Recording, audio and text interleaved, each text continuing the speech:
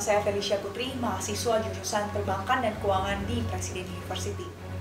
Melemahnya mata uang sejumlah negara, harga minyak dan komoditas dunia yang turun bebas, serta tersendatnya suplai US dollar di sejumlah negara seolah menjadi gejala.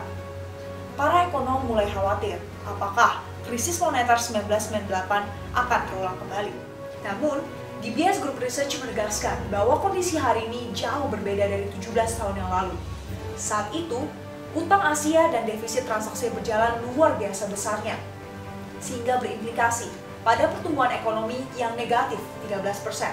Hari ini, di tengah devaluasi yuan, penjualan retail China tetap naik konsisten 12 hingga 13%. Walaupun perekonomian melambat, tapi masih dalam area positif yakni 4%. Kebijakan tapering off sebagai aksi lanjutan dari quantitative easing yang dikeluarkan oleh Federal Reserve di tahun 2013 ialah penyebab utamanya. Amerika ingin menarik kembali dolar mereka di seluruh dunia dengan meningkatkan suku bunga dan menjual obligasi. Pertanyaannya ialah, bagaimana Indonesia dapat ambil bagian dalam situasi ini? Chief Economist dari Standard Chartered memprediksikan akan terjadi super cycle pertumbuhan dengan bergeser haluan barat ke haluan timur.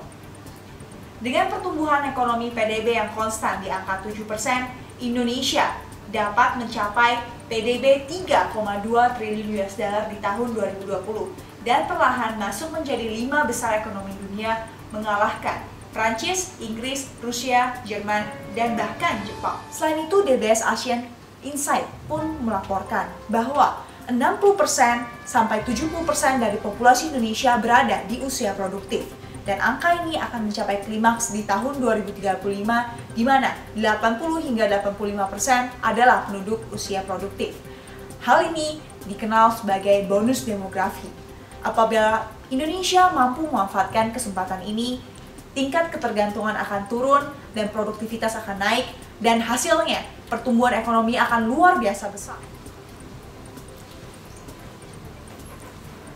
3 elemen penting yang harus diprioritaskan untuk menyongsong Indonesia 2030 ialah: yang pertama, manusia Indonesia; kedua, pembangunan infrastruktur; dan ketiga, investasi teknologi.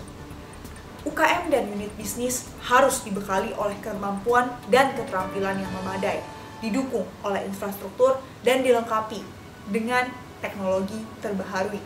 Bila sinergitas 3 elemen ini dapat diwujudkan dan terus dijaga konsistensinya, maka bukan tidak mungkin Indonesia dapat bertransformasi menjadi negara maju di tahun 2030. Abad ke-19 boleh didominasi oleh Eropa.